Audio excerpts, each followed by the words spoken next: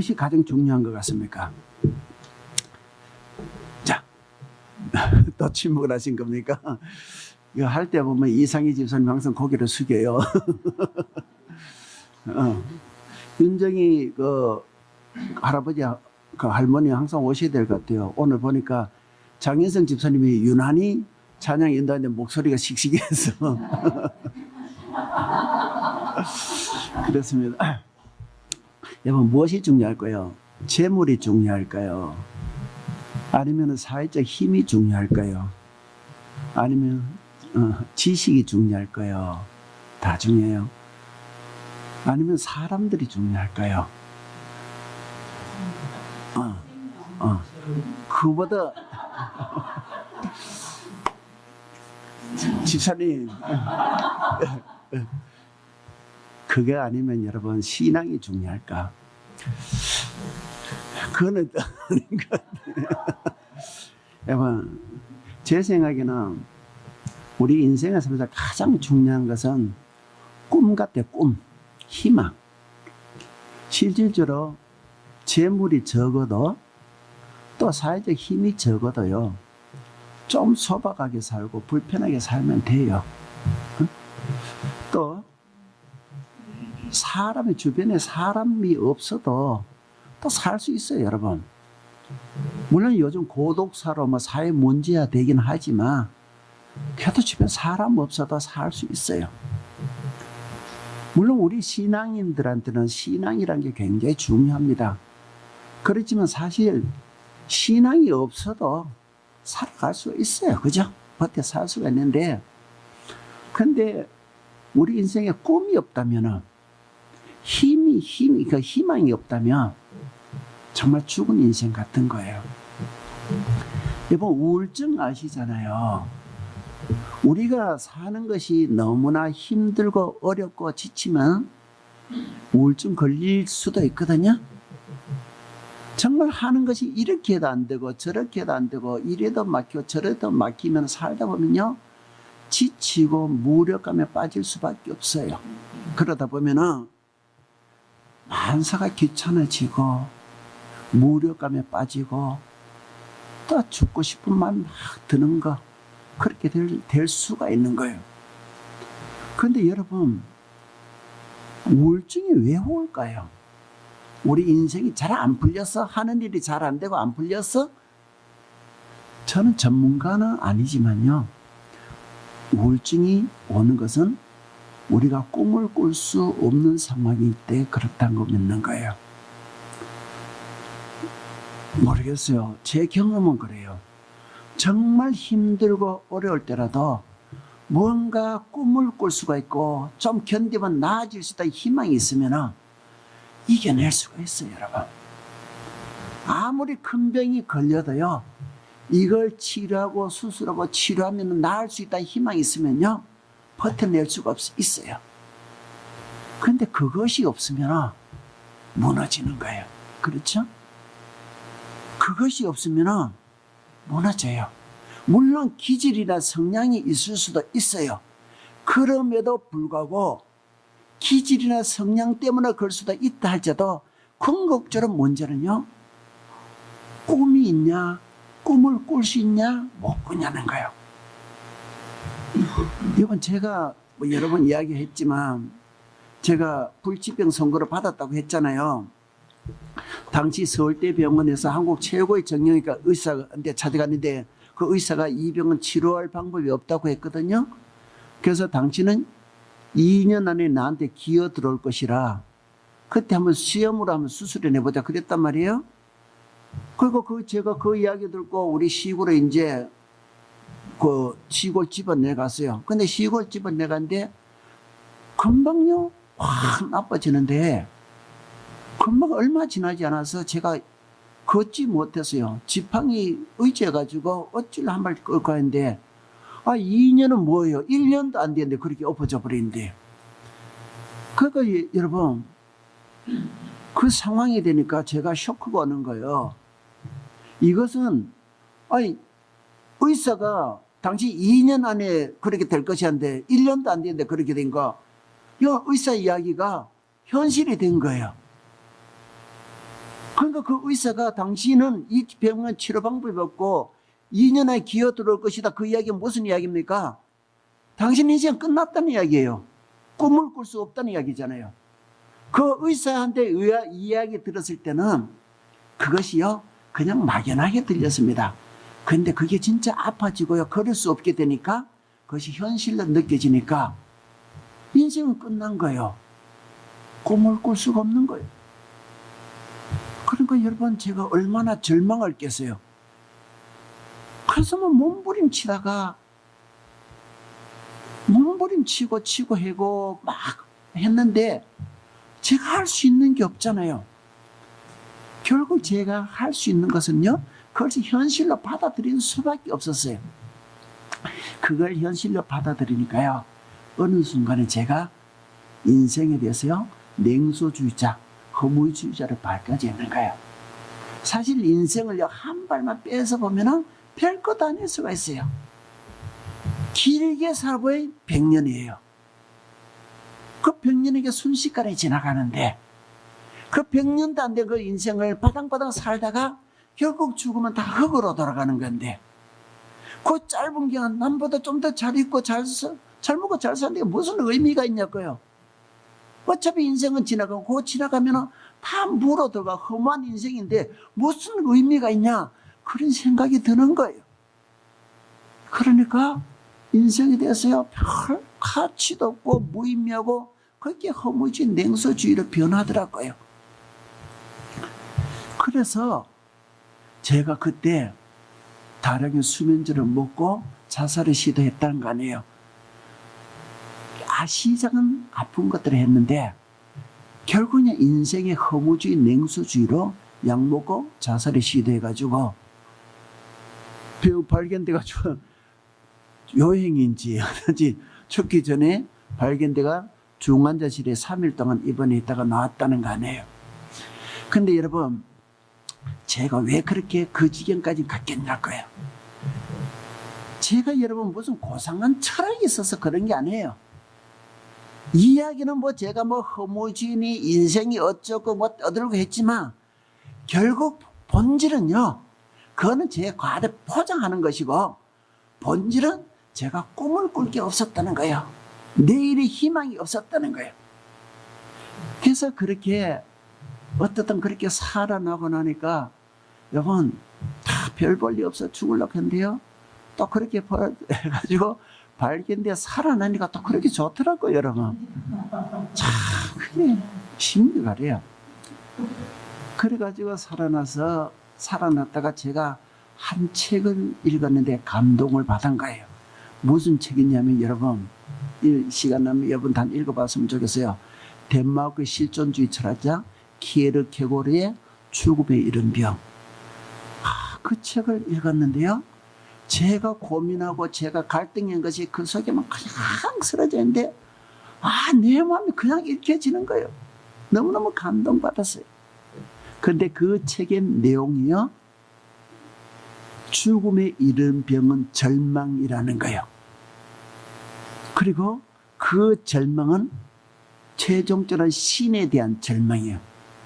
우리가 힘들고 어렵지만 그때마다 마지막에 이제 붙던 게 신인데, 신하고 관계가 단절돼 버린 소통이 안 된 그 절망의 상황에 가면은 모든 것을 잃어버리고, 그죠? 결국 그 절망은 죽음으로 끌고 간다는 그 이야기예요. 여러분, 어쩌면 오늘 본문의 주인공 아브라함이 그런 상황이었던 것 같아 보여요. 아브라함은 정말 꿈도 꿀 수 없었던 절망의 삶을 살았던 사람이에요. 지난주에 말씀드렸다시피 아브라함은 메소포타미아에서 태어났고 자라났어요. 메소포타미아는 그 당시에 인류 최초의 문명의 발상지로서 고고학자들의 그 발표에 의하면은 아브라함이 살 때 이미 그 당시에요, 도로가 정비되어 있었던 거예요. 이미 그 당시에 상하수도 시설이 있었고요, 고고학자를 발굴했는데 이미 그 당시에 마차를 통해, 그죠? 우마차를 통해 교통수단이 있었다는 거예요. 참 대단하지 않습니까? 제가 산지 얼마 안 돼도 우리 시골에 어릴 때도 상어도 수소도 없었는데 이미 이 시대에 있었다는 거예요. 그것에서요 아브라함은 탄생하고 태어나고 자란 거예요. 그리고 그 메소포타미아는 아브라함의 많은 친척들이 함께 그곳에 잘 살고 있었어요. 여러분, 우리 인생이 살면서 정말 힘이 되고 의지되는 것들이 있어요. 무엇입니까? 재물이죠? 예, 재물이 힘이 됩니다. 또 사회적인 힘도 우리 사회인데 힘이 돼요. 그런데 또 하나요. 부모, 친척, 형제, 친구들이 힘이 되는 게 사실이잖아요. 우리 인생을 사는데 부모, 친척, 형제들이 옆에 있다는 것은 힘이에요. 이 세상은요, 밀어주고 끌어주고 하는 세상이고요.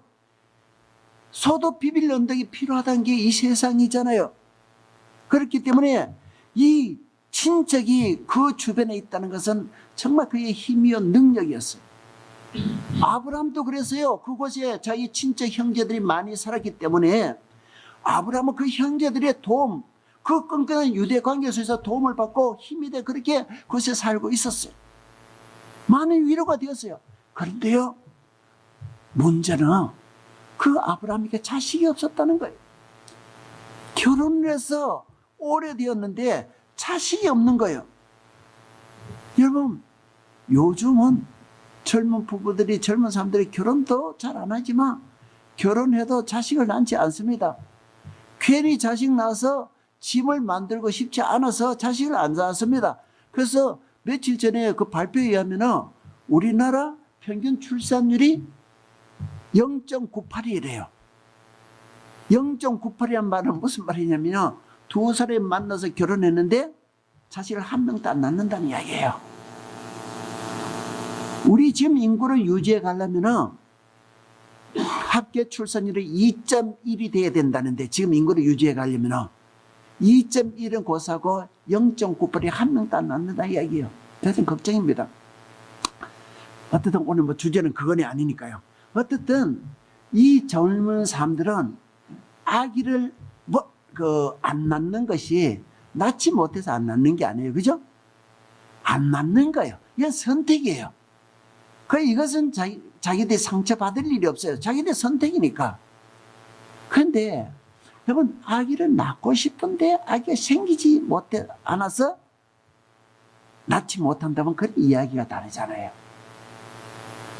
아브라함이 그랬단 말이에요. 결혼을 해서 오랜 시간이 지났는데도 아기가 태어나지 않는 거예요. 여러분, 그 당시에는 아기가 태어난 것을 신의 은총이라 했어요. 그렇잖아요. 이 아기가 태어난 것이 뭐 사람의 능력으로 사람의 힘으로 할 수 있는 게 아니잖아요.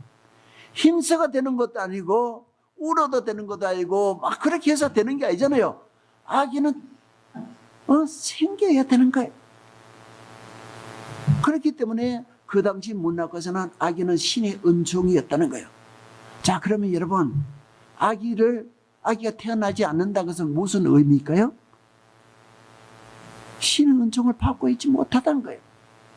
다시 말해서 신에게 외면받고 있다는 거예요. 그 말은 무슨 말입니까? 저주받은 거예요. 그죠? 어떻게 해볼 수도 없는 거예요.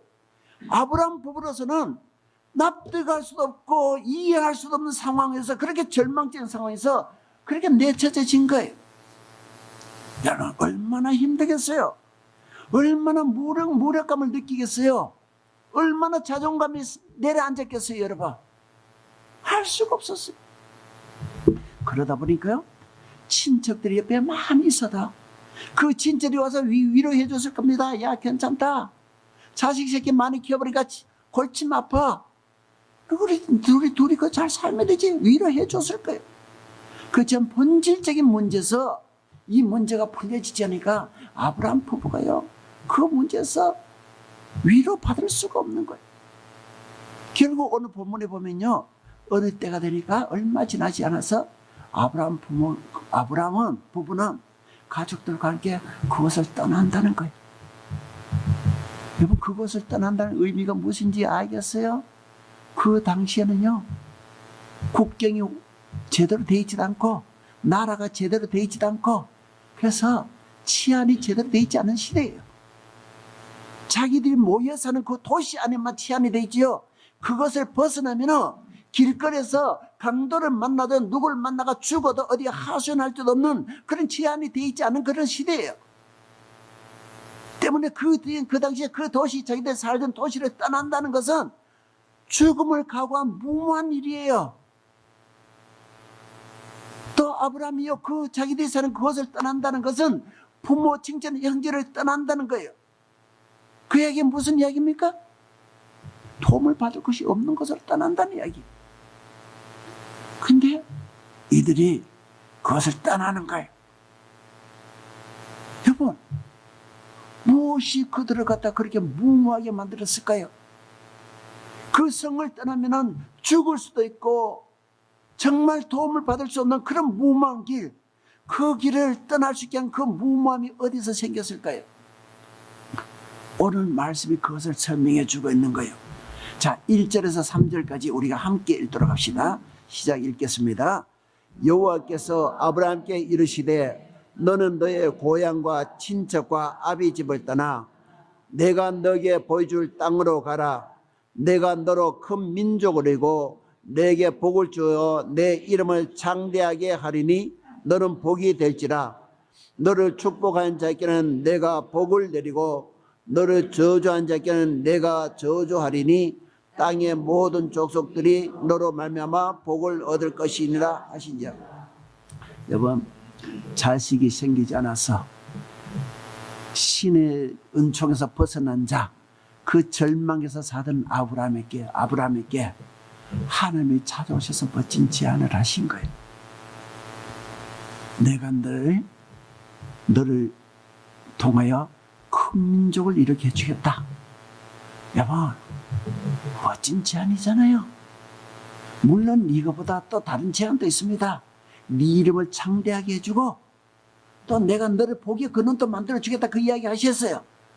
그럼에도 불구하고 제 생각에는 아브라함이 꼽힌 것이 무슨 이야기일까? 큰 민족을 만들어주겠다, 그 이야기 같아요.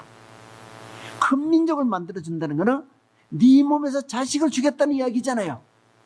정말 아브라함이 한이 맺혔던 그 이야기잖아요. 근데 네를 큰 민족 만들어주겠다는 것은 네 몸에서 네에게 자식을 나게 해주겠다는 이야기고, 이 이야기는 아브라함의 심장을 뛰게 만들었을 거예요. 그래서 아브라함이 그 말에 흔들렸을 거예요. 그런데 문제는요, 조건이 있었습니다. 무엇입니까? 떠나라는 거예요.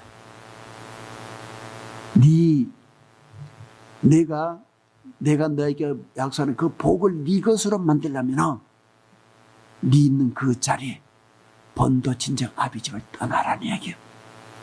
본토라는 이야기 뭡니까? 메소포타미아, 안전이 보장되는 지역이에요.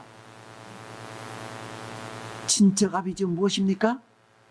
그가 도움을 받을 수 있는, 그 주변에서 그를 위로해주고 도움받을 수 있는 보호자예요. 관계예요. 하나님이 그것을 떠나라는 거예요. 그런데 아브라함이요, 그 이야기 듣고 후루 떠났다는 거예요. 자기 죽을 수도 있는데 그럼에도 불구하고 그 이야기 듣고 떠났다는 거예요. 여러분, 아브라함은 그 길이 어떻게 두렵지 않겠습니까? 그 길이 얼마나 두렵겠습니까? 그럼에도 그가 그것을 떠난 것은요, 갈대아 우르에서는 그 꿈이 이루어지지 않기 때문에 힘들고 죽을 수도 있지만 하나님이 약속하신 그 꿈, 자기 심장을 뛰게 하는 그 꿈은 갈대아 우르가 아닌 약속의 땅 가나안 땅에서 이루어지기 때문에 그는 그것을 떠나는 거예요. 그리고 하나님 그 말씀 따라서 그곳에 갔더니요, 그곳에 갔더니 결국은 그 땅에 들어가게 돼요. 자, 우리 5절 한번 읽어볼게요. 5절 함께 읽으시다. 시작. 아브라함이 그의 아내 사레와 조카 롯과 하란에서 모은 모든 소유와 얻은 사람들을 이끌고 가나안 땅으로 가려고 떠나서 마침내 가나안 땅에 들어갔더라. 여러분, 어떤 단어가 가장 눈에 들어오죠? 마침내죠, 그죠? 마침내. 여러분, 마침내란 거는 그냥 하는 이야기가 아니죠? 마침내란 단어는요, 많은 사인을 갖고 있는 거예요. 그냥 들어갔다는 게 아니라 마침내란 건요, 많은 굽이 사연, 많은 어려움도 있을 거예요. 많은 거리를 걸어서 발이 부러뜨도록 그렇게 걸어서 들어갔다는 이야기예요. 그렇게 멈추지 않고 하나님의 약속하신 그 약속을 붙잡고 그 약속의 말씀 붙잡고 걷고 걸어가면서 때로는 흔들리고 때로는 무력감에 좌절되지만 그것을 멈추지 않고 걸어서 갔더니 결국 마침내 하나님의 약속인 땅에 들어갔다는 거예요. 그 땅에 들어갔더니 그것이 하나님이 기다리고 계셨어요. 그리고 그 땅에서 하나님은 약속하신 대로 그에게 독생자 그 아들 이삭을 주시고요. 그를 통해서 믿음의 조상으로 세웠다고 그렇게 전해지고 있습니다. 여러분들은 혹시 아브라함과 같은 처지에 지금 있지 않습니까, 여러분? 매일 삶에 지치고 희망은 떨어지고 의욕감도 떨어지고 무력감에 빠져서 자존감에 무너져서 어찌해야 될지 이래야 될지 저래야 될지 그렇게 무력감에 빠져 있지는 않습니까, 여러분? 오늘 이 말씀을 통해서 여러분 하나님의 음성을 듣기를 바랍니다. 여러분, 본토 친척 아비 집을 떠나라고 하십니다. 내가 네게 지시할 땅으로 가라고 하십니다. 여러분, 본토 친척 아비 집을 떠나서 가야 된 그 가나안 땅은 황량한 광야예요. 메소포타미아처럼 친척이 있는 것도 아니고요, 메소포타미아처럼 문명이 발달한 것도 아니에요. 그 당시 가나안 땅은 무인 황야 같은 곳이고요, 사람도 살지 않는 것이고 메마르고 척박한 땅이에요. 사람들의 눈에 볼 때는 그것에는 희망도 보이지 않고 그것에는 살 길이 보이지 않는 것이 그 가나안 땅이에요. 그런데 중요한 것은 그곳에 하나님이 계신다는 거예요. 사람의 눈에는 황량하고 길이 보이지 않고 방법이 없어 보이지만 그것이 하나님이 계시라는 거예요. 그것이 하나님의 땅이라는 거예요. 그곳에 가면 하나님을 만날 수 있다는 거예요. 하나님이 그곳에서 부르신 거예요. 내 땅으로 와라. 무력감에 빠져있고 절망에 빠지고 길이 안 보이죠. 고민하지 말고 내 땅에 와라.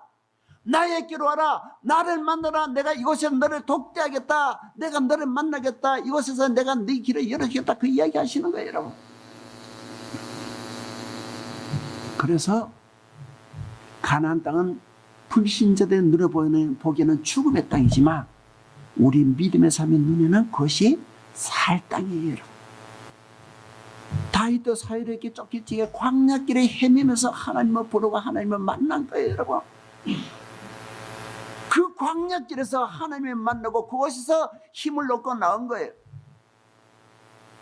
그들뿐만 아닙니다. 예수님도 광야길을 가셨습니다. 사도 바울도 광야에서 하나님을 만나고 왔습니다. 여러분, 그것이 하나님의 땅이고 그것이 하나님이 계신 거예요. 오늘 하나님 우리에게 그걸 원하십니다. 떠나서 광야로 와라. 무슨 말입니까? 내 땅으로 와라. 네 곳에 네는 그 자리에서 네 힘으로 뭔가 찾으려고 하지 말고 인간의 힘을 의지하지 말고 무슨 능력을 의지하지 말고 지혜를 의지하지 말고 그래서 무력감에 빠져서 아파하고 절망하고 눈물 흘리지 말고 나에게로 와라. 내가 너를 만나주겠다. 내가 너에게 살기를 주겠다. 내가 너에게 길을 열어주겠다. 그 약속을 하시는 거예요, 여러분. 여러분, 결단하십시오, 여러분. 살려면 결단하십시오. 여러분에게 광야는 어딘 것 같습니까? 비행기 타고 중동 가야 될까요? 여러분에게 광야는 어디입니까? 광야는 번잡한 세상을 떠나서 하나님을 만나는 곳이에요. 도시 속에 광야란 말이 있죠? 아무리 번잡해도 이 속에서도 여러분이 광야는 있습니다. 어디입니까? 교회죠? 골방이죠? 하나님과 독대하는 거. 그곳에서 하나님은 여러분을 독대하고 여러분과 개인적인 만남을 갖기 위해서 하나님이 기다리고 계십니다. 고민하지 말고 네 문제 들고 와라. 내가 네 문제 풀어줄게. 네 살 길은 내 손에 있다. 그 이야기를 하고 계십니다. 여러분 하나님의 음성 들으십시오. 뭐라고 하십니다? 사람 보지 마십시오. 목사 의지하지 마십시오. 저도 능력 없어요. 하나님께서 주시죠. 그죠? 시간 나실 때마다 이곳에서 조용한 중에 하나님을 부르주십시오. 집에서도요, 골방에다가 부르주십시오. 그것이 하나님이 여러분을 기다리시고 만나주실 줄 믿습니다. 하나님이 초청하십니다. 이제 여러분들이 응답하실 차례입니다.